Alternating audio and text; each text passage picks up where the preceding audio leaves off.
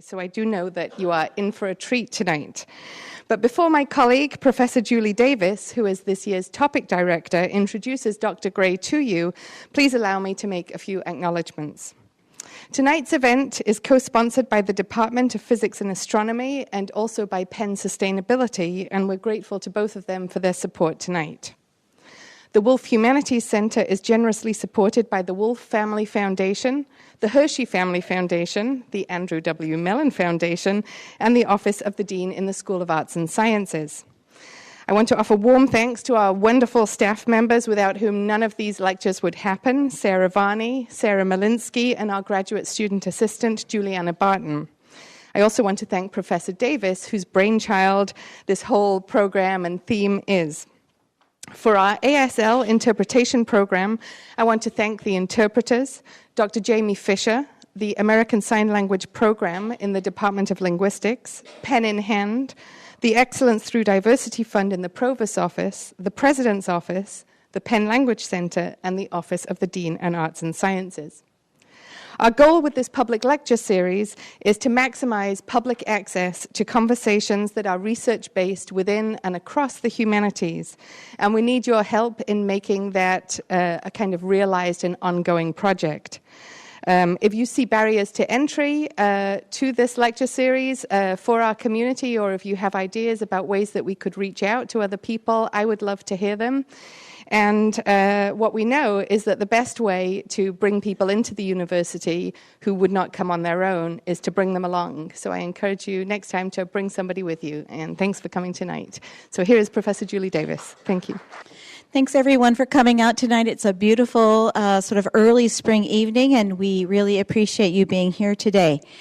So about a year and a half ago, when we were thinking about the program that many of you have come to every time this whole year, thank you so much, but when we were thinking about that program and thinking about the ways that stuff inhabits our lives and defines our lives, we wanted to take up the question of the stuff we throw away.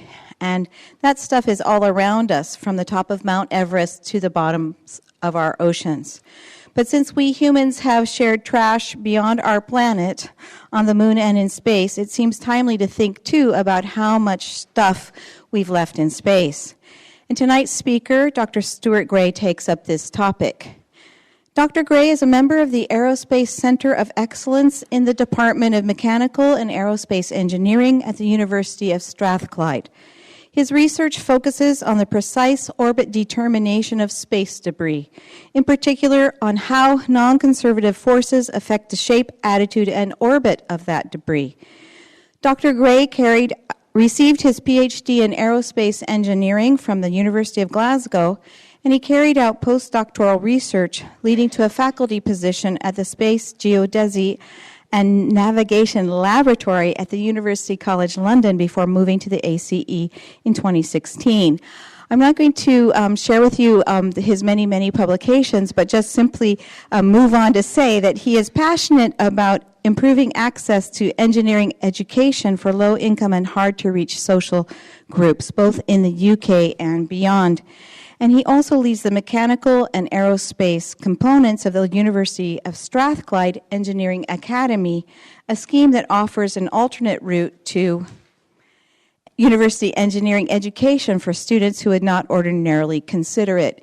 And I'm very, very excited that tonight we get this chance to talk about space debris. So please join me in welcoming Dr. Stuart Gray. Thank you very much. Thank you. Tonight I'll be talking about the rubbish that we as humans, the garbage, rubbish that we as humans put up into orbit around the Earth. And I'll be talking through the process of how we've slowly over time accumulated all these objects, where they are, and what the future might hold for our access to space. So we'll talk about what space debris is. We'll talk about where it is, and we'll talk about if and how we can stop making more of it. So, once upon a time, we'll go back into our little fairy tale land. We have our Earth, a pristine orbital environment. Okay, no man-made objects there. This, once upon a time, was 1956. Okay? It's a long time ago. For some people, I talk to undergraduate students, and they just can't comprehend of the 1950s as an actual time when people were doing things. So in 1956, there were 0 objects in orbit. But we have to be more precise with how we're talking about things. There are 0 man-made objects in orbit. So when we're talking about space debris, we're not talking about meteorites and other natural things that are left over from the formation of the solar system. We're talking about things we put there. So there's a very definite delineation there. So 1956, nothing. 1960, 30 objects in orbit. And I'll pause here to explain the visuals you'll see throughout the talk tonight. So all of these visualizations are based on historical tracking data. Every object is an object that was tracked. It's in the correct orbit. So all the scales are correct, apart from the size of the objects. Okay? If they were that big, we'd see them, and I wouldn't have to talk to you about how scary space debris is, because we'd all be very scared of it. So the only thing that I've changed is the scale of the actual objects. Their paths and their locations, their orbits, are all based on the real tracking data. So objects are not to scale. I've got to reiterate that. People sometimes get mistaken about, well, if that's the size of Texas, what's the problem? So positions are to scale, paths are to scale, and that's important. We'll talk about their orbits, the path these objects take as we go along. So what do we see here? We see lots of objects kind of milling around, slowly moving around on this sort of scale. But in fact, these objects are moving very quickly. An orbit is very fast. Many kilometers per second the objects are moving. But they seem to be milling around the Earth, causing no real harm to people. We can see that they all seem to have different paths. And we can also think that these paths will change over time. So an object's orbit, it will have an orbit, the path it takes, but that path can change over time, sometimes quite dramatically when we're looking at long time scales, which we have to for space debris. So how do objects move in space? Well, in order to think about where objects are, we've got to go back to how these things actually move and why they move the way they do. So if we just get rid of the Earth there and we see these objects moving around, we're still not much clearer on what sort of paths they're taking. But if we focus on just 2, Sputnik 1, what started this whole thing off in 1957, and Explorer 1, the US response to Sputnik, let's say, in 1958, much to the disappointment of the US. So we focus on these 2 objects, and then we can think about tracing their paths. And we see they're actually following very predictable curved ellipses or ovals, and they follow the same path, and it repeats. They go over the same path again and again. And this is a real gift to us astrodynamicists in that it makes the maths quite easy. So it's all a big fake out that rocket science is hard. It's actually quite easy maths. Everything's just following these curves that repeat, and everyone's happy. What makes the curve it is? What determines the shape? Are the forces acting upon that object. And there's a number of different forces with 2 broad types. Gravitational forces, so forces due to heavy, massive objects being around us. They pull these objects and pull and push them. And non-gravitational forces, which might seem like a tautology, but there's a whole class of forces that move these objects that have nothing to do with gravity. And this is really important to remember with space debris, because over long time scales, these very small non-gravitational forces can have large effects and mean that our assumptions about the simple motion of these objects no longer hold. So talking about gravitational forces, the largest of these forces is from the Earth itself. So we can be lazy engineers. If we assume the Earth is a perfect sphere, the maths becomes really easy, because a sphere is the same, whichever angle you look at it, so you can work out the path an object takes on a sphere very easily. And the Earth is basically spherical, but unfortunately, it's not spherical enough. The Earth is actually squashed, we'd say squished in the UK. The technical term is oblate, but squashed is fine. It's basically wider than it is tall. That's because it's not a solid and it's spinning. So if you're on a merry-go-round, there's a force that pushes things out, so it's wider. The waist of the Earth is getting pushed out. And this change in shape means the orbits change. This shape of the Earth drags orbits around with it, which can mean over time different objects become dangerous to other objects. And on top of that, we know the Earth isn't perfectly smooth, but gravitationally, in terms of gravity, it's not very smooth either. This graphic here shows the intensity of gravity locally over the Earth. And you can see mountain ranges, you can see deep sea trenches, and the gravitational force felt by an object as it's flying over a given region of Earth differs. If we go to a different part of the world, we experience different levels of gravity. It's quite a small difference to us, and we don't really notice. We don't go floating off if we go to London or something like that. But it really affects the spacecraft. And we can also see what these changes are. We can see the North America here, South America. We can see mountain ranges, see the Andes. So things, large geographical structures, which are massive, like mountain ranges, pull objects and deflect these bits of space debris. We also have other bodies in the solar system that are tugging on our objects. And we have close by objects like the moon, obviously, which bends and shapes the orbits of these objects. But further afield, planets like Jupiter are so massive, they're very far away, but they are so massive that they also perturb or change the orbital path. So there's lots to take into account of different things pulling these objects and changing their paths over time.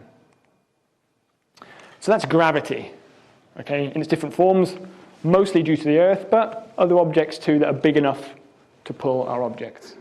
Non-gravitational forces are where space debris work becomes very interesting.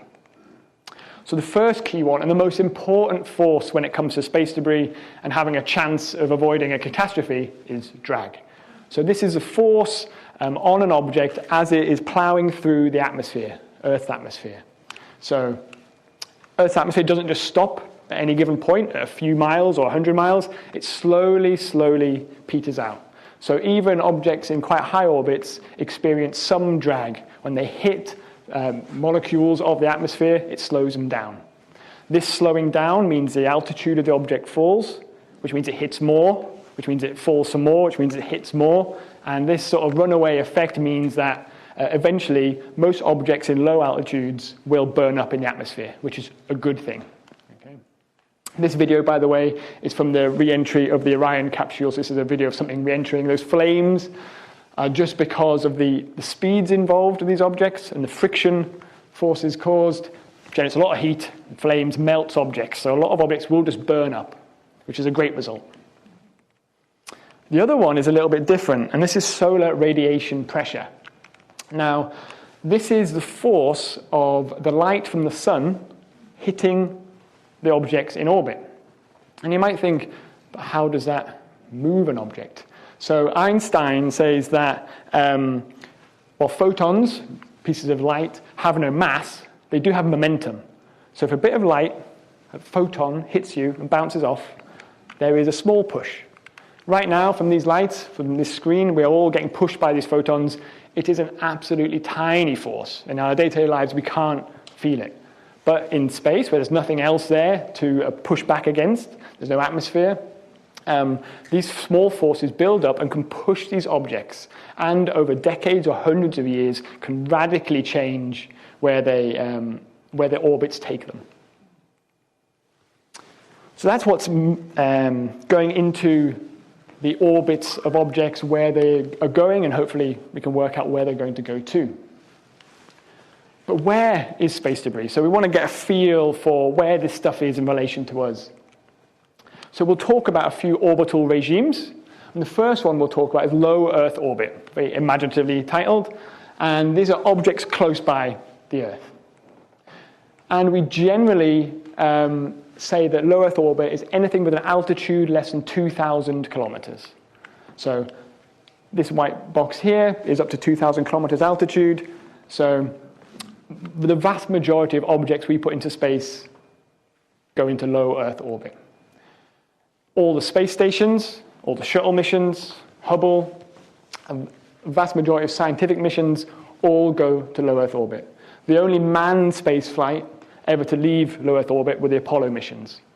Okay, so the vast majority of our operations in space are in this region. And we'll see as we go through time it really filling up, and you can see why we define it the way we do. So here we've defined an orbital regime by its altitude. So we can say it's in low Earth orbit if the altitude of the object is less than 2,000 kilometers. But to complicate matters, an object's altitude in orbit isn't always constant. So we can see an example. So we look at Vanguard 1, which is the first solar-powered satellite going around the Earth. And if we look down on its orbit and trace it out again, we can see that it goes very close to the Earth down here and further away up here. Okay, so all orbits aren't circular. They're elliptical. And sometimes they're far away from the Earth, and sometimes they're coming very close. This is called an eccentric orbit. And you can get highly eccentric orbits, or orbits that are just a little bit eccentric. And we like that in the UK. We like our eccentricity. So back to our view of 1960. We now know a little bit more about how these objects are moving. We've got our 30 objects in 1960. So what, in 1960 as a snapshot, before it gets too busy, what are these things? So all these pink objects are debris. But what do we mean by that in this context? So we can subdivide that to the green objects, which are rocket bodies. So in order to launch an object into space, we typically use a multi-stage rocket. And the upper stages, so the fuel tanks and boosters, are jettisoned and stay in orbit. So basically it's large fuel tanks careening around. They're about the size of a city bus. You do not want to be encountering one of those in orbit, I'll tell you that. And but they're very easy to track. They're so big, you can, with the radar, you can see them a mile off. Okay. We also have in the yellow dots here dead satellites. So before Vanguard 1, which was solar-powered, and still a vast majority of satellites were battery-powered. And when the batteries ran out, the laws of physics didn't stop working. They kept going in their motion, in their orbits. They just weren't working anymore. We call these dead satellites. This also occurs when there's a mechanical failure or an electrical failure. The satellite will keep following its path, whether it's working or not. This is important. The fragments, so things falling off satellites hitting together, causes new pieces. They're also separate objects. And mission debris, which is a very small section, a small number of objects, a very interesting one. These are bits of debris generated through the normal operation of space missions. An example would be on something like a space telescope, the lens cap. You cover it up, you launch it, when you get into space, you pop that lens cap off. That lens cap becomes space debris, that's mission debris. Another type of mission debris are tools like wrenches and hammers that have been accidentally let go of by astronauts on spacewalks. And you can see videos of astronauts accidentally letting go of a wrench and then trying to reach for it, and it's gone, and then it just slowly moves away in its own orbit. They eventually do deorbit themselves, but there are a small number of hand tools in orbit around the Earth. So why isn't all this stuff raining down on us? Why aren't we just constantly seeing big holes in the road? Okay, it's a good question. A lot of people are like, okay, you're just making this up. And the reason is the atmosphere, that drag. These objects in low Earth orbit are moving about 7 kilometers per second. Okay, so that's 5 or 6 miles a second. Incredibly fast. And the friction caused when they enter the atmosphere burns them up. If they're metal, it just melts them and nothing left. Okay, which is great. And that's why things aren't just falling down all the time. Objects are burning up on a very frequent basis. So as we'll see, it's very busy up there, but very few of them reach the ground because they all burn up. In order to survive that re-entry, you have to be either very big or designed to survive that. That's why the space shuttle is designed in the way it's designed, okay, to survive those incredible temperatures and speeds. So intact re-entry is extremely rare. So something accidentally re-entering and landing on us is very, very rare occurrence. And if something does make it to the atmosphere, the majority of the Earth is oceans, lands in the ocean, splosh, we're happy. Or it'll land in the forest or somewhere like that. The chance of it landing in a built-up area are astronomically small, let's say. So a related question is, anyone in the audience from Wisconsin? Anybody? Okay. So what we learn, a lot of the work here is on probabilities, and you learn that very unlikely things happen. Okay. Sputnik 4 crashed into the high street of Manitowoc, Wisconsin in 1962. The height of the Cold War, everyone went absolutely crazy. As you can imagine, put yourself in their shoes. There's a little plaque. Sputnik 4 satellite fragment was recovered at this site September the 6th, 1962. So you can imagine the scene of people going about their daily business, and then suddenly something appears to come from the sky. It's smoking. It's covered in Russian writing. They were not taking it well. Okay? So rare things do happen, and sometimes things do re-enter. But Sputnik 4 re-entered because it was a test for some of the first manned missions. It was designed for re-entry. It was built very strong, so that's why it made it through the atmosphere. It was not aimed at Wisconsin. Okay? That's just a fluke. I'm sure the USSR were very happy that it happened that way, but there's no planning involved with that. And it only survived because it was made very strong and tough to survive that re-entry. Okay, so we talked about what space debris is. Non-useful, man-made objects in orbit. It's wordy, but accurate. Dead satellites. Satellites that are broken, or run out of batteries, or have had some sort of failure. Spent rocket stages, those big empty fuel tanks that are still going around up there. Mission debris, those lens caps, those wrenches. And fragmentation debris.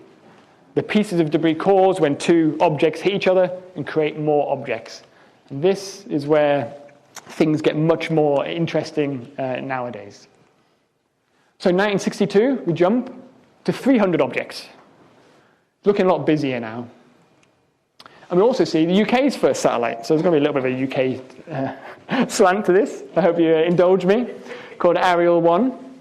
And we like our Shakespearean references. You know, we try and go over the top on these things as much as we can. But launched by the USA. Right? And this is an important question because whose responsibility then was Ariel 1? If Ariel 1 crashed into something, who's to blame? Okay, we the UK built it, but the US launched it. Who has ownership and who has liability? And these are questions that are still not being answered. And a big issue with space is that it's a shared resource. It's a commons.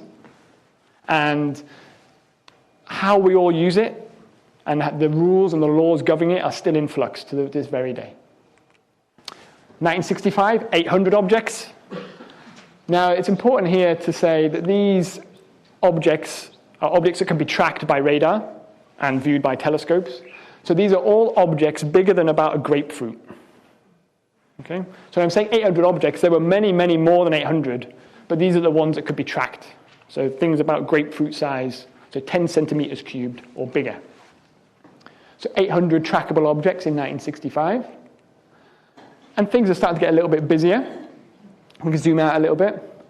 And we can also see the first geostationary satellite, just down there in the bottom, called SYNCOM-1.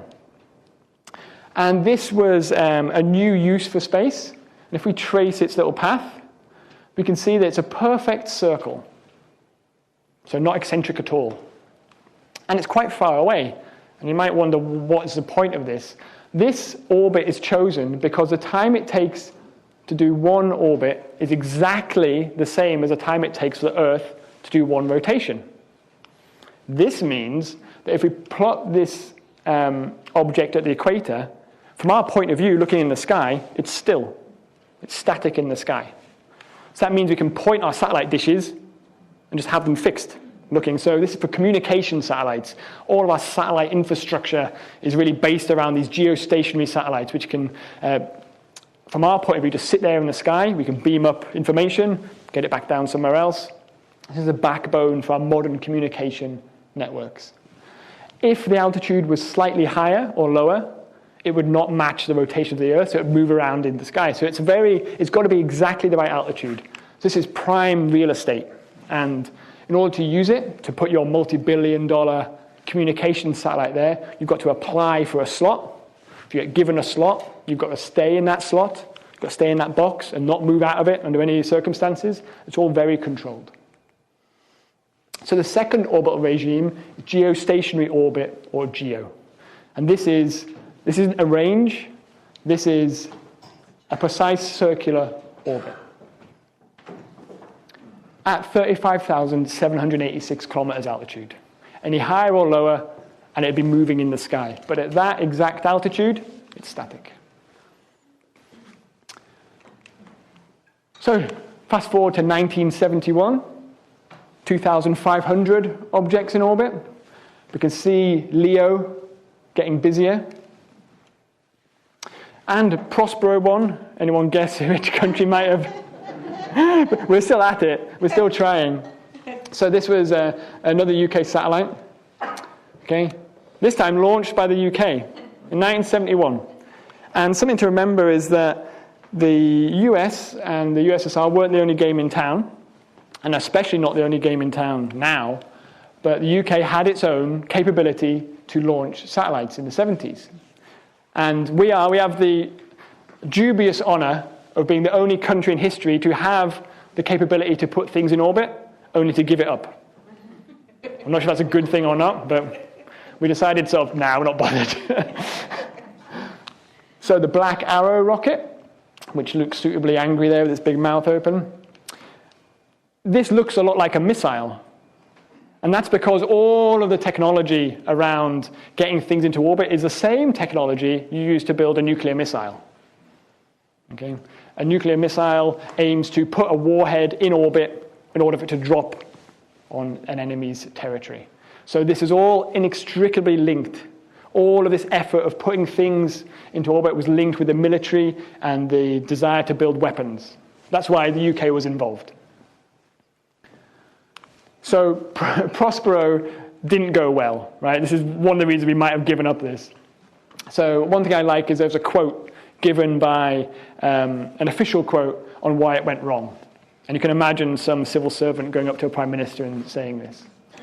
The Black Arrow's final stage rocket entered orbit rather too enthusiastically.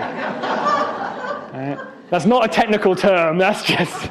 Yeah, so it's overshot massively, it went into a crazy orbit and all went horribly wrong. So we sort of put our hands up, we're not going to carry on doing that. We'll let the US do what they're good at. So in 1978, 4,500 objects in orbit. So you can see the real change here as we go through the time. If we zoom out, we can start to see some objects in that geostationary ring. You see objects, these satellites are there at that given altitude, so they're above the countries, giving communication links down to them. We can see a new object there, which is in between geostationary ring and low Earth orbit, called Navstar 1. And this was the first satellite in what would become GPS.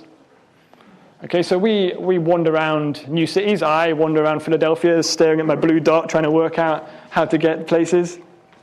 That positioning capability all comes from space-based assets. So the first of the GPS satellites was launched in 1978. And this is where we talk about our third orbital regime, the medium Earth orbit, or MEO.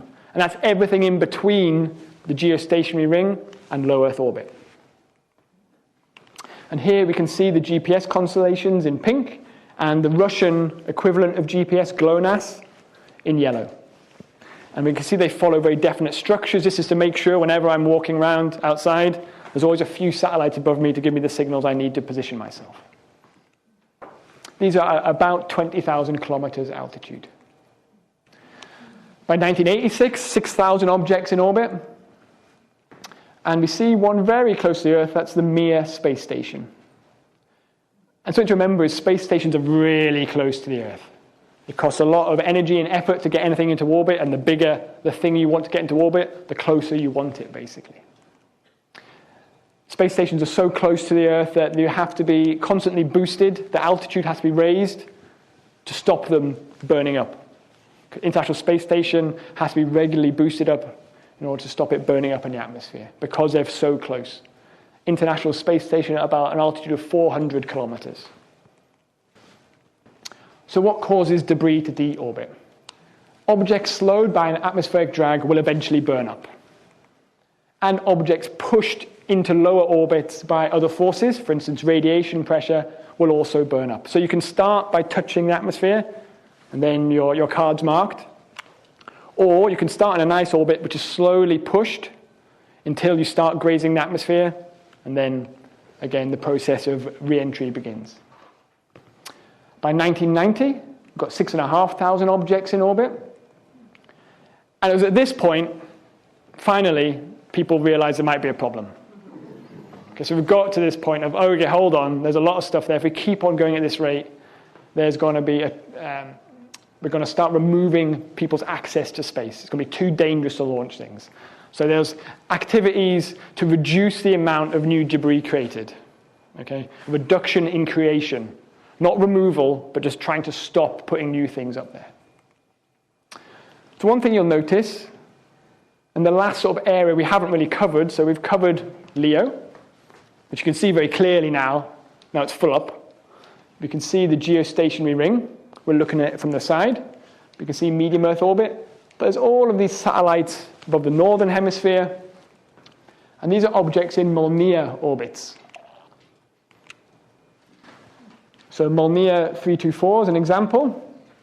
If we look down on its orbit, we can see it's in a highly eccentric orbit. It starts very far away and comes in very close to the southern hemisphere and then goes back up the top. So it spends a lot of its time over the northern hemisphere, and that's because these are used for communication over the poles.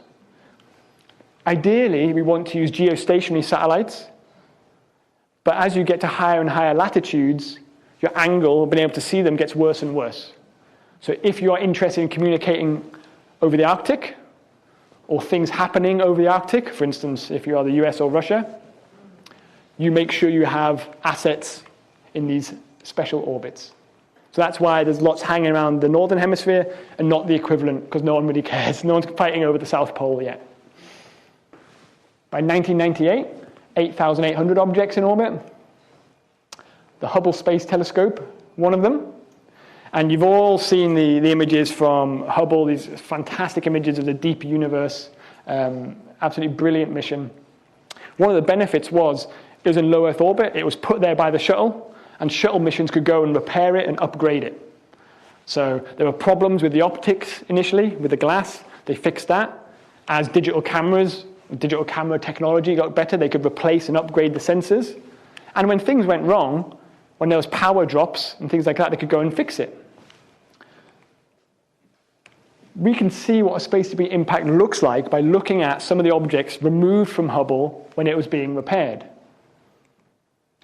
So this is a picture of a solar panel that was broken, taken from Hubble. And that looks, for all intents and purposes, like a bullet hole, basically. It looks like someone shot it. That sort of damage is caused by a very small piece of space debris. Because these objects are moving so fast, they have a tremendous amount of kinetic energy. And something the size of a paint fleck or a small grain of sand moving at 7 kilometers per second has the same kinetic energy as a high caliber rifle bullet. So this would be a very small object hitting that solar panel, just goes straight through it. So anything bigger has much more energy. So anything the size of our grapefruit hitting a spacecraft would be absolutely catastrophic. These are very small objects moving very quickly that cause this damage. The space shuttle was also damaged. These are pictures of their windscreen at the front of the shuttle, which is many inches thick, an incredibly strong structure. Big chunks were taken out by impacts. These are photos of when the shuttle returned. They didn't go right through the windscreen, luckily, but were enough to very highly worried astronauts and ground control about what was going on. So later in the shuttle's lifetime, it was actually flown backwards. Once it was in orbit, it was turned around 180 degrees, so it was moving this way. So any debris, or most debris, would hit its rear, hit the boosters, which aren't needed for a safe return to Earth. The windscreen is needed for a safe return to Earth. The boosters are not. The space shuttle glided, sorry, past tense, sorry, I'm still attached to it. It glided in, so it doesn't need its boosters to return to Earth. So this is a real problem. So how is new space debris created? First of all, we put it there, new objects, and collisions, causing these new fragments. So I'll give some examples, one of which will be very, very current with today's news. So in 2006, there was a Chinese weather satellite called Fengyun 1C. It was in a polar orbit, going over the poles, as lots of weather satellites do, and it's sun synchronous, which means basically the orbit was designed that the sun was always illuminating the Earth for taking good pictures of the clouds. So a run-of-the-mill, normal, ordinary weather satellite, nothing special at all. On the 11th of January 2007, Fengyun 1C was destroyed by a kinetic kill vehicle, which is an interesting term, traveling in a retrograde orbit at 8 kilometers per second. So if we have an object going in an orbit, we can put another object on exactly the same path, but go in the opposite direction, and they will collide. Okay? So this was done to Fengyun 1C by the Chinese as a test of, can we destroy a satellite? They destroyed one of their own, but this was a show of power, a show of force, and showed the ability to destroy a satellite. The problem with this, rather than being entirely needless, was that the Fengyun 1C was at an altitude of about 800 kilometers, so quite high, which means a lot of the debris won't burn up very quickly. So by the end of January in 2007, we can see in yellow here hundreds of new objects created. These are the fragments of that weather satellite. By the end of July 2007, we can see the debris spreading out. All of the yellow objects are from that one satellite. And by the end of the year, the debris has continued to spread, and we think about 2,000 objects, new space debris objects, were created by that one missile test. These are trackable objects, so quite large objects. If we look 2 years later,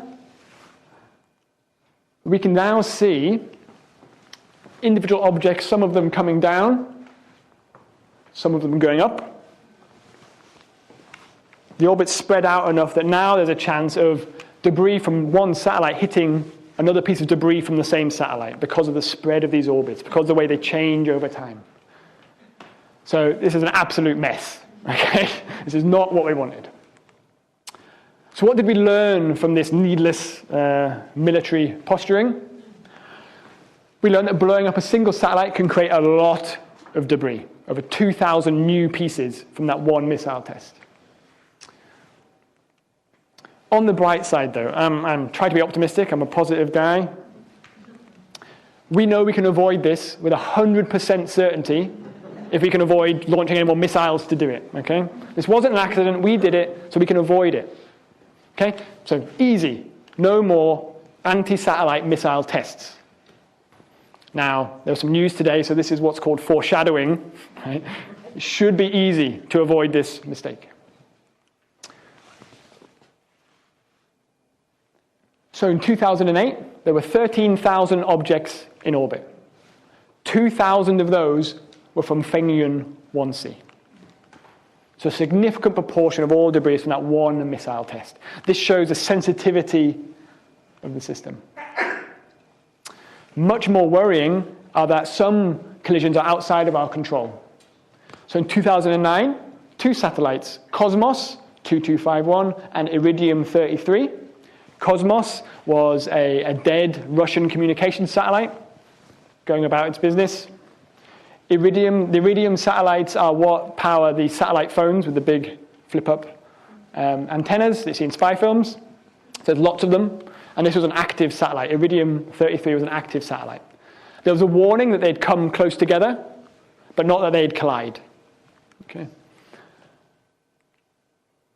That warning was wrong. Okay.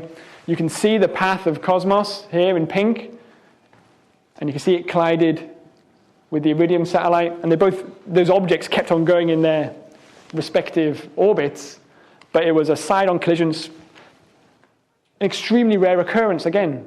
But with enough objects there for enough time, you will get collisions like this. Okay, so this was outside of our control. Again, if we go through the year, you'll see the objects spreading out. This is because after the collision, all these objects have new velocities outwards that changes their orbits over time. By the end of 2009, again, over 2,000 new objects created by that one collision. So where are we today?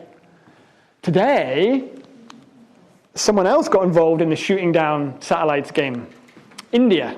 So this morning, India announced that they had successfully tested their own missile to destroy a satellite.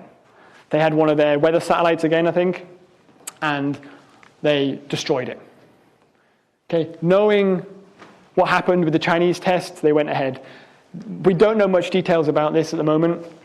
We know it's at a much lower altitude, so it's not going to be quite as bad as a Chinese missile test because a lot of the debris caused will burn up. But some of that debris will go into higher orbits and might be there for quite a while.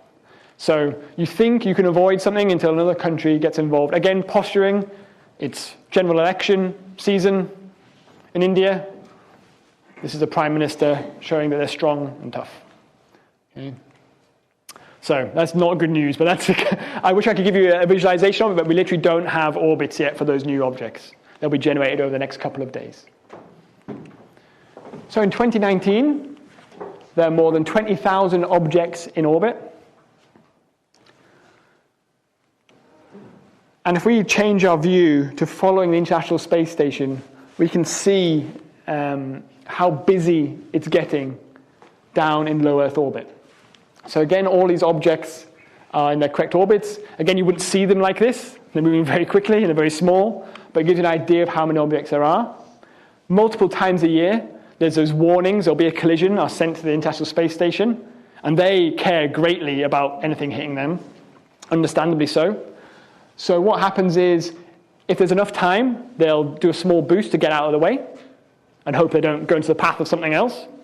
If they don't have enough time, all the astronauts pile into the Soyuz capsule, the life raft, spacesuits on, shut the door, wait for it to pass.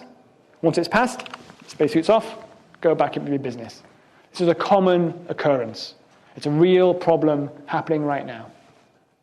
Another anecdote I heard was the British astronaut Tim Peake was trying to get to sleep when he had just arrived at the space station, and it's apparently really loud because the air conditioning, all the machinery keeping these astronauts alive is loud, lots of buzzing and grinding.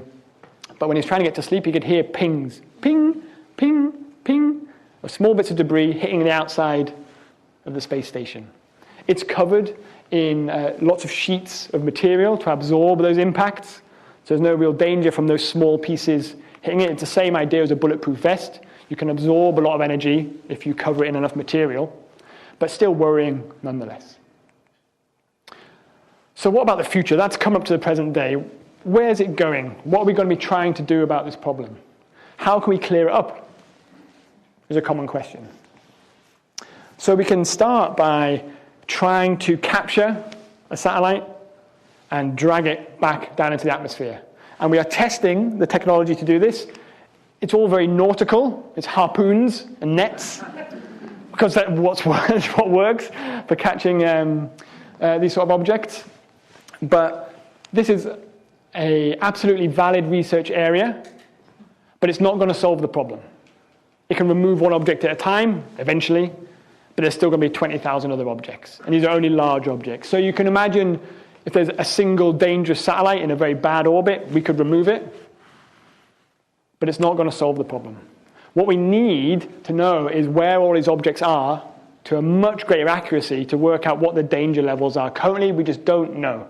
The uncertainty we have around the orbits means that we don't know if collisions will happen. For instance, Cosmos and Iridium, we thought they'd miss, but they hit each other. The numbers were wrong. And we've got to think about knowing where these things are to far higher accuracy before we think about removing them with harpoons, however cool it might be. One thing we'll know is that we'll keep on using space for communications, for positioning, for scientific missions. Nearly all of our climate change data now that we have access to is space-based. Okay, so incredibly useful information. We are incredibly reliant on space, so we will keep on using it. But we also will come up with new uses for space. And some of these might cause more collisions because it's a numbers game. It's the more objects you have for a longer period of time, the more likely those collisions are. If you have a number of those collisions in a short period of time, you could get a chain reaction where those objects start hitting each other or other objects, which causes more objects, and on and on. And that's what we want to avoid. But it's just probabilities. So one thing that is being developed right now is satellite-based internet. So we all like to use our smartphones. We all want better and faster internet connectivity.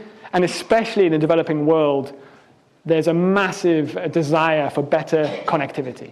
And a satellite-based internet system would offer this. So it would offer real benefit to humanity, but there is definitely a risk involved. This is because these constellations would have hundreds of new satellites. So OneWeb is one such constellation that is being manufactured now. The first OneWeb satellites have been launched. We'll have 648 new satellites in order to give coverage around the world. So currently, there's only about 1,500 active satellites in total. Okay, of that 20,000 objects, 1,500 are active. We're going to add 650 to that. But OneWeb aren't the only game in town. Not to be outdone, Elon Musk and SpaceX have their own plans for satellite-based internet, and their constellation has at least 1,500 new satellites, all in low Earth orbit. So there are guidelines and rules that these objects have to deorbit after 25 years, which they are following. But it's a numbers game. It's a number of objects for how long they're there. If we suddenly basically double or triple the number of large objects in this regime, in low Earth orbit, the risk goes up. Now, is that acceptable risk? We don't know. And that's something that I'll leave you with, is the idea that we constantly desire progress, and the use of space has enabled that from many different avenues. But is it worth the risk of one day losing it all and having no access to space? Thank you very much.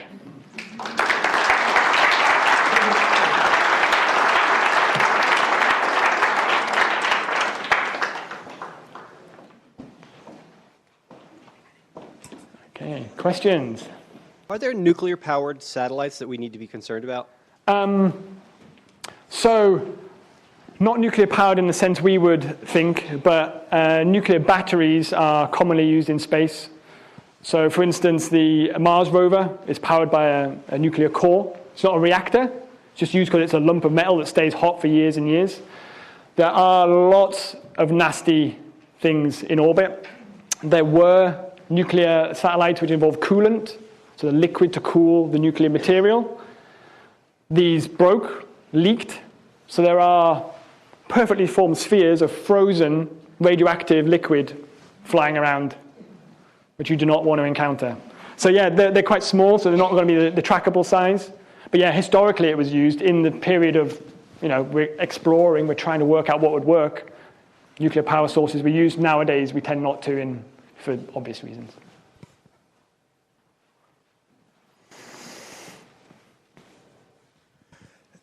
You explained earlier how geostationary orbits are balanced exactly with velocity and altitude to appear to hang over one place on the Earth. Yeah. But the Earth doesn't just orbit, it also wobbles.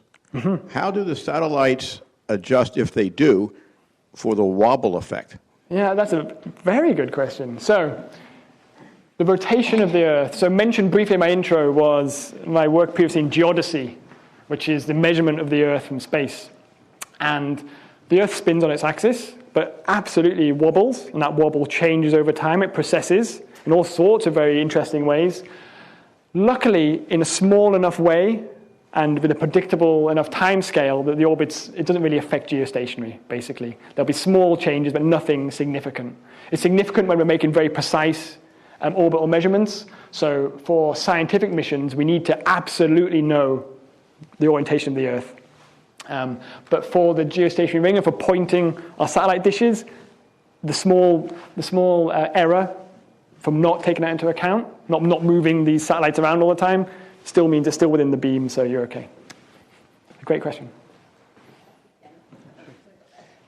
You mentioned in relation to the SpaceX proposal, a rule requiring deorbiting after 25 years. Yeah. And that made me wonder about the broader context. Are there treaties that regulate what can be put up? Yeah, Are China and India in violation of those treaties? Have there been proposals? And do you think if there's not, or if there are, do you think that the treaties would be a way to deal with this problem or not?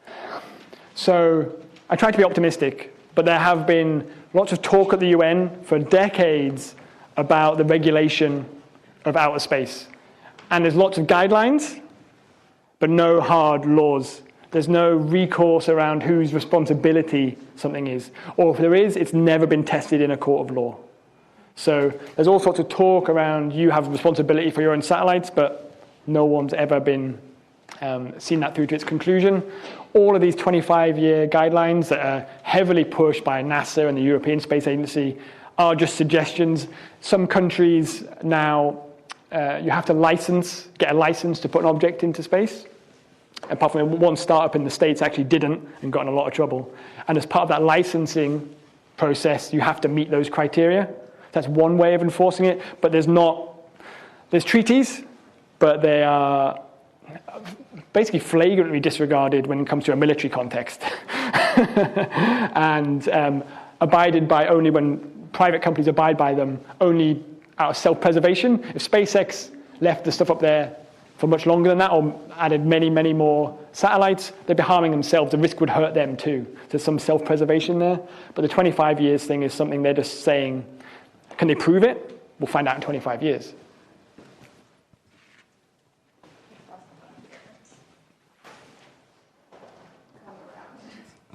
Hi. Hi. And this is about the satellite that was India just destroyed. So was it a operational satellite? Yes. And on a lighter note, if it was, now India won't know what the weather is? So it was definitely an operational satellite. We don't know exactly which satellite it was yet. One of the contenders was actually a small communications satellite that was just launched earlier this year by India, only been up a couple of months. And now in hindsight, if it was that, it's all up in the air. So in a couple of weeks you can watch a video again and see how wrong I am. But put it up with the express purpose of being hit by that missile test. So they would have lots of sensors on it, lots of data coming from that, to know exactly where it is, to see how successful the impact was, things like that.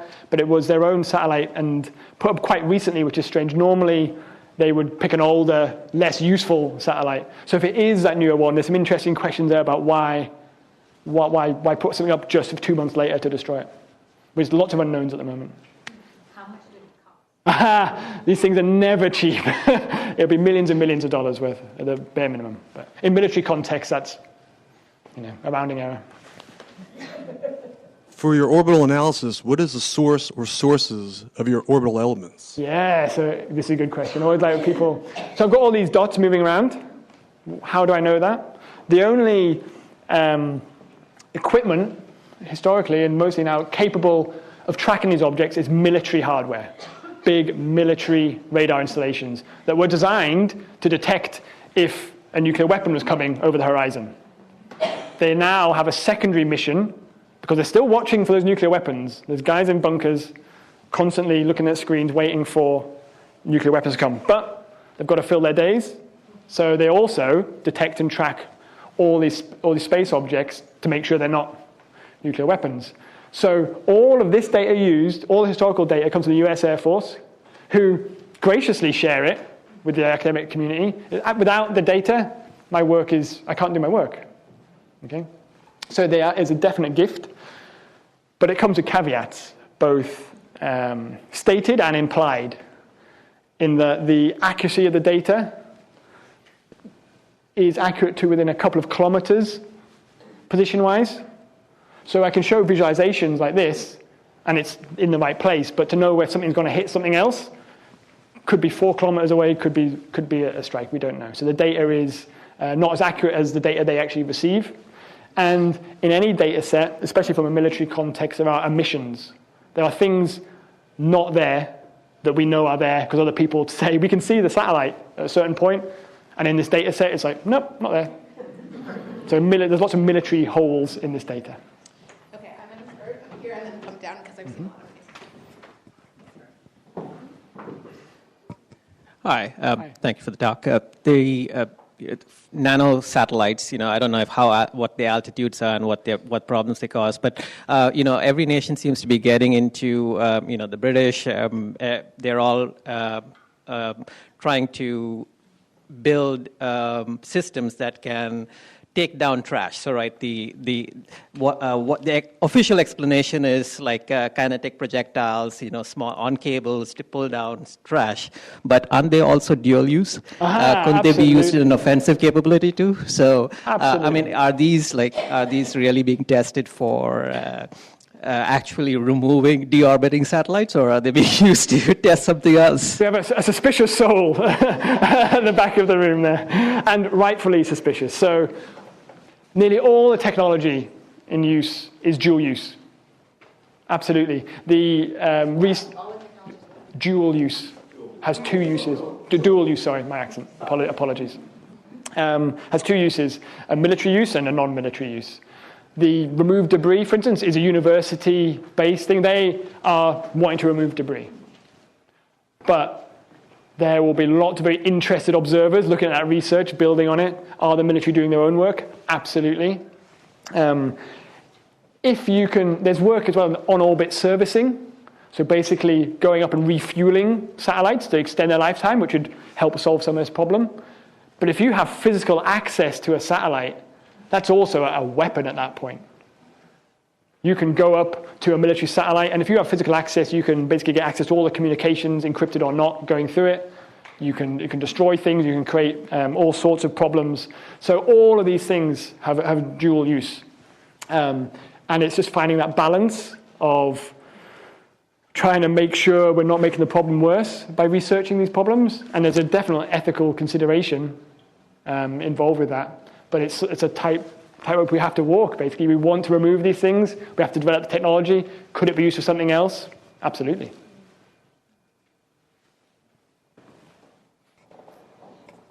Could you just say something about what are called trash or garbage orbits just above the geostationary orbits?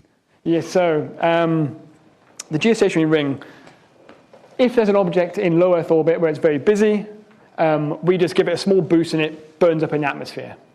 Objects out of the geostationary ring takes way too much fuel to bring them back in to burn up. So what we do instead is send them out to what's called a graveyard orbit. So try and send them out a bit further so they're in a nice circular orbit, not doing anything, just literally just orbiting around, which is a great idea. Until a couple of decades later, they come back. Okay, and this is imaginatively called zombie satellites, but basically that's not imagined.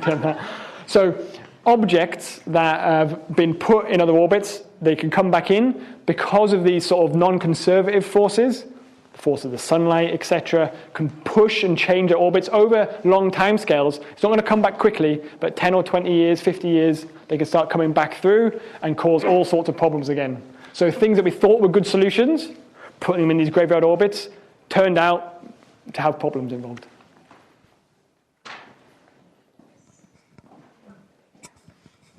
Are there some orbits which are more crowded than others? For example, the ones where they put the satellites where they're always in sunlight kind of thing. So yeah. Those have to be a lot more crowded than some of these other ones. So doesn't the approach to eliminate the problem vary because of that? Absolutely. So there's what I'd call prime real estate. And talking about the Fengyun 1C, which is in a polar sun-synchronous orbit is a super useful orbit. A lot of people want to be there. If you're a weather satellite, you want to be in that sort of orbit. So there are definite areas which are more crowded than others, and that's where any removal missions would have to quantify the risk given from all the satellites to try and remove the highest risk objects first. So you might pick some of the busiest orbital regimes and try and bring out the highest risk objects at a time. You wouldn't just choose any object at random. You'd pick something like some synchronous polar orbit or some other useful orbits. Judging that risk of which is the most dangerous satellite up there, that's a tough call because we don't know the long-term impacts. We can do lots of simulations of what's going to cause more likely collisions, but the uncertainty in our data means it's wide open. So we have to kind of make some judgment calls there. Thanks. Is there any residual damage that's done if we were to bring down a lot of these?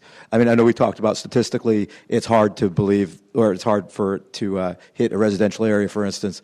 But as far as, like, we always say burning up in the atmosphere as if, okay, done and done, is there any type of problem with the ozone or any other thing if massive amounts of objects were to come down? Okay, so there's a lot of mass in orbit, thousands of tons, but not enough to cause problems on that scale. But when we are bringing big objects back into the atmosphere, we have to be very, very careful. So there's a lot of work already thinking about how we're going to deorbit the International Space Station, because it's big and it's strong and large parts of it are going to survive re-entry. So we have to start planning now for basically how do we hit the middle of the Pacific Ocean, because that's the best place to aim. We've got a bit of room for error there, and it's nothing that size has ever been deorbited before.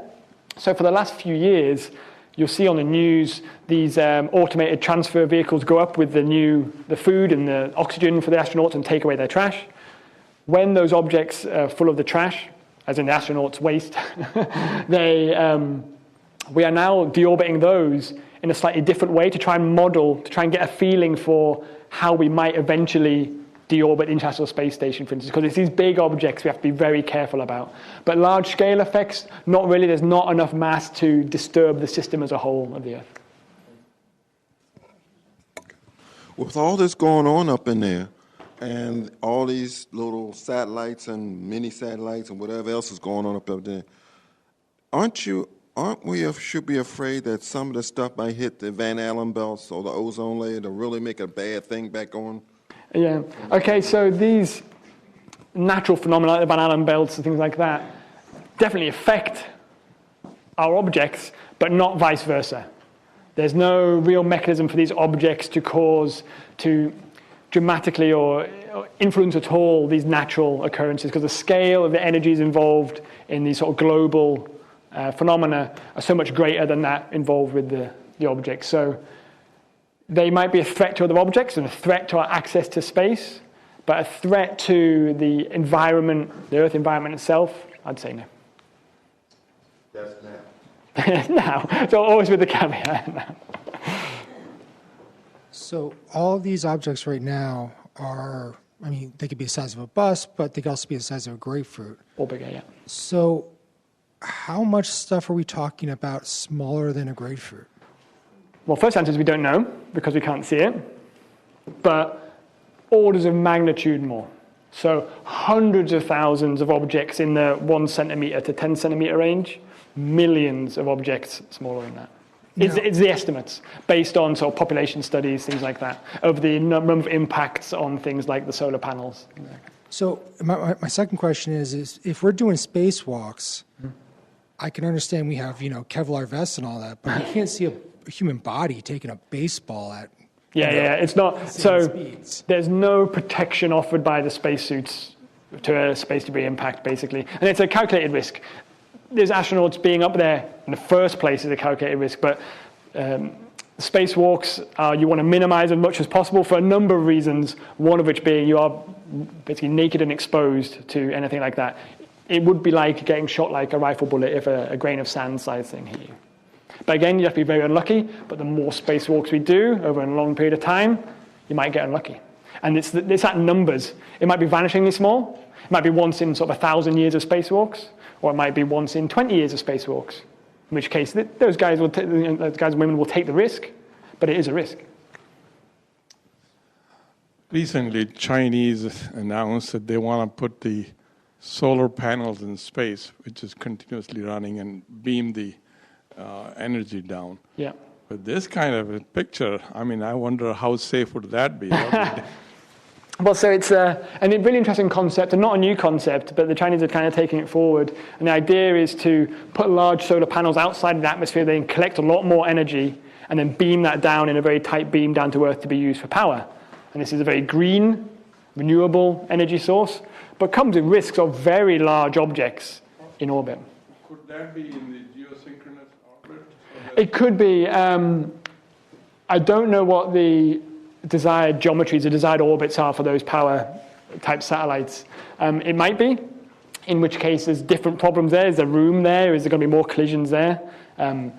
We use the geostationary orbits a lot. It's very densely populated. Is there room for these power satellites? So it's that trade-off of there's definitely a benefit, lots of green energy, but lots of risk. Basically collecting that amount of energy and beaming it down to Earth is an unknown, an unsolved problem as of yet. I've seen your hand.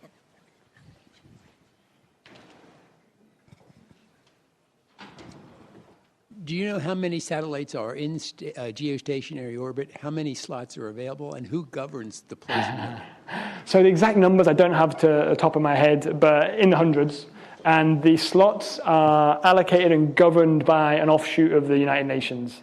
The allocation process is Byzantine at best, but the idea is that because there's very definite areas and slots, you've got to stay in your area. And any deviation, you can lose that slot and they'll give it to someone else. And these things are worth billions of dollars.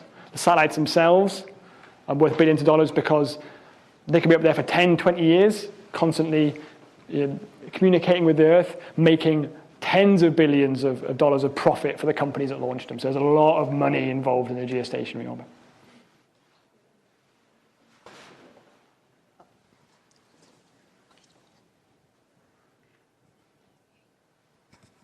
I was just wondering, in the future, when we're going to be trying to go to Mars, how will a space station, a spacecraft, get through all this debris?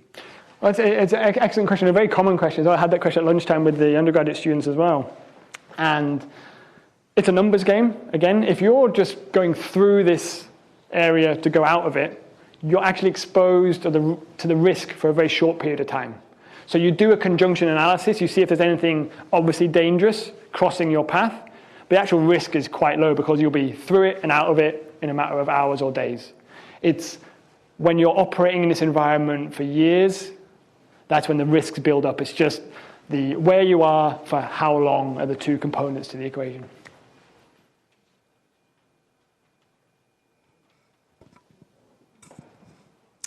Hi, I'd like to know if you have different satellites for cell phones, for GPS, for other important reasons. And I'm just wondering if you have something similar in air traffic control that manages all of those different satellites so they don't crash into each other. That is a great question. So one of my research areas now is in space traffic control or space traffic management.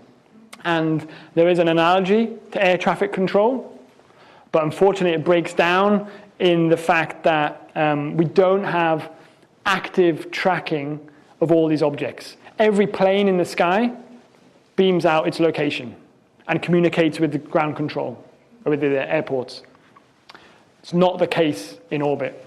There are thousands, tens of thousands of objects that are not communicating, that are not telling us where they are. We've got to try and work out what they're doing, and they're not controllable. We can say to an aircraft on approach to the airport, okay, no, turn around, come back in 10 minutes' time. We cannot do that with space. We cannot move them around. We can move our active satellites, but we cannot move debris. So it's a real problem. It's a much harder problem to manage the space traffic. Have you collaborated with Tim Floor or Rudy Yen of the European Space Agency? Yeah, so I presented at their conference in Darmstadt a couple of years ago now. The community isn't particularly big, and we all try and work and share data as much as possible. European Space Agency have a dedicated space debris team who do excellent work. They develop their own models of where all these objects are. They sometimes have data on objects that aren't shared by the US military sources, so it helps fill in some of those gaps sometimes. And we all try and work together to improve the models collectively as a group, because this is a collective problem and it's a worldwide problem, so we try and collaborate as much as possible.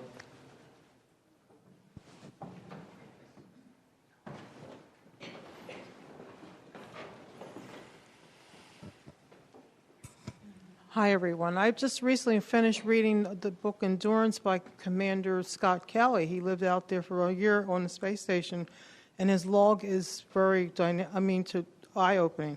He mentioned things about how the space station is damaged from asteroids, so we have natural phenomena of asteroids. Now we have to deal with all the space debris. So now we're going to go up there and we're going to have people, actually astronauts fly to the space station on a commercial flight. So what do you think is the future for our health? Well, Commander Scott Kelly was exposed to all this radiation. He can't even, his cancer, all these health problems are going on for him. What is our future here on Earth with all these things happening? With the CAN satellites, with the students, all of it. So we are more and more reliant on space-based assets for communication, for positioning, for timing. So lots of unintended dependencies on assets in space. If we were to lose access over a short period of time, it would be catastrophic for the world economy. But we'd survive. We'd just have to go back to how we lived in the dim and distance once upon a time, 1956. We'd have to just give up some of our creature comforts, some of the technologies and access we have.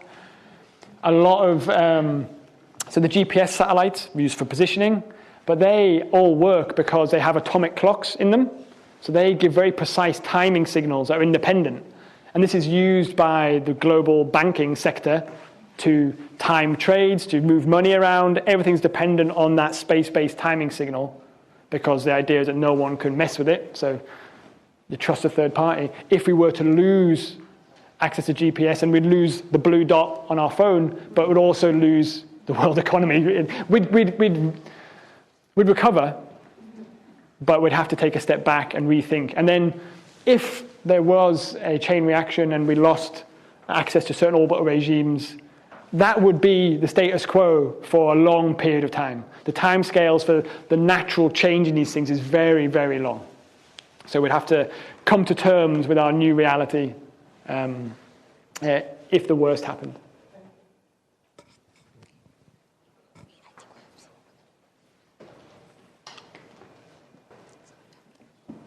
Dr. Gray did a great job of explaining some complicated things to make them sound understandable. Thank you. What puzzles you? Is there anything you don't understand?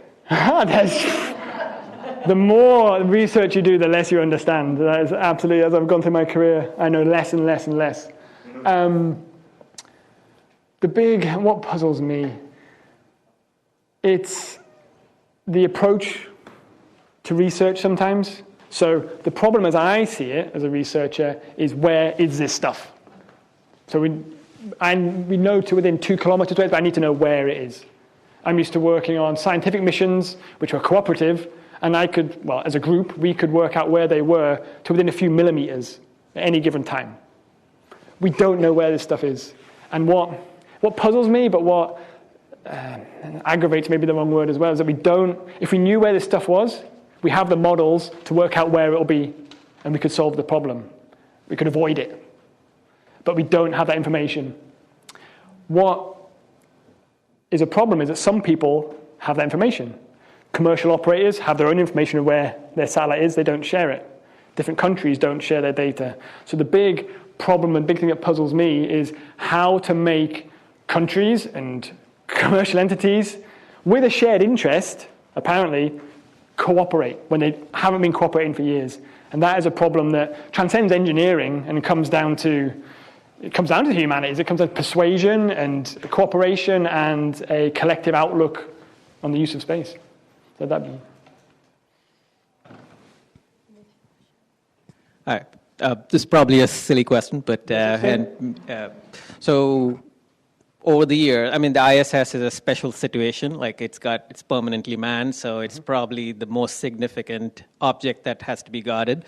And over the years, like tons and tons of trash have been loaded into spacecraft, into transport craft, and burned in the atmosphere. Mm-hmm. So again, it may be silly and may affect the orbital dynamics of the ISS. But have they considered instead keeping the trash and building it around the ISS as shielding? Yeah. Well, you could. You lose some of the aesthetics of the of the thing then, but you absolutely could. And there's a large amount of the effort and energy goes into getting these objects into orbit. Anything you can do once you're there to reuse it in any manner would be a fantastic use.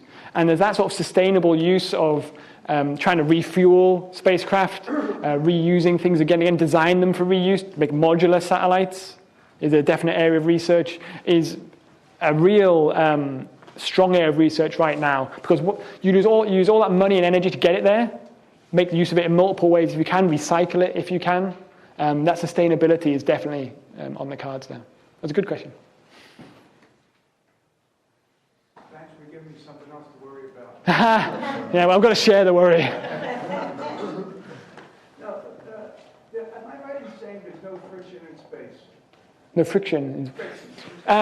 Yeah, there is friction between objects in space and the atmosphere, but once you're above and outside the atmosphere, there's no friction. So there's a possibility to be perpetual. Yeah, perpetual is a strong word. It's like saying infinite, but so geostationary orbit, for instance, is very far and away from the Earth's atmosphere. Although there are still a few rogue molecules around there, but not the friction as we would know. Those objects, if we all disappeared tomorrow, those objects would be there in thousands of years' time. Yeah. They would just keep on going. Some of them would be pushed around, as we talked about the graveyard orbits and the zombie satellites and things. There'd be movement, but never enough to bring it close enough to the atmosphere to burn up. So things out there, they are going to be outlasting all of us, outlasting our civilization, who knows? I'm just thinking the effect like plastic, for example, that it's breaking down into much smaller particles consistently, and then you have a problem that's a huge problem. No, that's actually a really interesting point. So out at geostationary orbit, you've seen probably satellites covered in what is a gold foil. And this is insulation, basically, you manage the temperature. And it's like mylar foil. And over time, it degrades and spalls off, especially and these sheets start their own orbits. And there's a big amount of work actually done with some of our European colleagues on how these pieces of foil move, because they don't act like normal objects in orbits, because their area is much, much greater than their mass. So they get pushed around by those photons a lot more. So these things can go really weird orbits, and it's just down to the breakdown of the materials over time, over decades, because we're talking about long time scales here. It's just basically the foil just comes loose and slowly drifts away, and then that foil is just a bit of foil flapping around until it goes into the wrong orbit and then comes and hits you at a few kilometers per second, and then it's a problem. I was wondering about the flipping of the magnetic poles. How is that going to affect the satellites? And a gentleman just mentioned about trash. I had read something about before that they could use trash to use as shielding for the when the astronauts are going to Mars, and maybe, I guess, as they go into deep space, they could also use it for shielding. Absolutely. So to your first question, the magnetic poles, so we're talking about non-conservative forces. There's a hierarchy, and drags at the top, then our solar radiation pressure. Something we looked at in our research group in London when I was there was the Lorentz force. This is a force, if you remember back to your physics at high school, of any charged particle moving through a magnetic field. There's lots of right angles involved. Okay, fields of force. And certain objects, their orbits can be changed due to the magnetic field. The actual flipping of that it's not going to happen overnight, and there'll be no overall net effect probably to the orbital elements. It's because of Lorentz force, the forces due to the magnetic poles will be so low. The effect down here on Earth of the magnetic pole switching might be a bit more dramatic, but in terms of the orbital elements, not a big impact. Going to Mars, away from the magnetic field, is an unsung hero of Earth. It protects us from all sorts of nastiness, radiation mainly, out in the solar system. And once you get away from the influence of Earth's magnetic field on the way to Mars, for instance, you're exposed to a lot more radiation, dangerous amounts. And shielding is important, and you can line your spaceship with lead, or, if you're sensible, you can line it with lead, and also, as you produce waste, or have a dense object, so if you're taking soil, for instance, to grow plants, you put it on the outside, so you're protected from that radiation, because it's a real risk. Astronauts going on a return trip to Mars will be exposed to a lot of radiation, and it's something that a lot of the work on the space station has been to try and gauge the body's reaction to these long-term exposures and trying to work out if people will be in any fit state to operate when they come back. Thank you. Okay. Are we fit? No more questions? Really last one. Is this image available online? Is the motion image right now available online? This one itself is not. I'll be recording a screencast. I have a number of videos showing the progression over time of debris. If you just search for it. Yeah, absolutely. Thank you, everyone, for coming out. Thank you.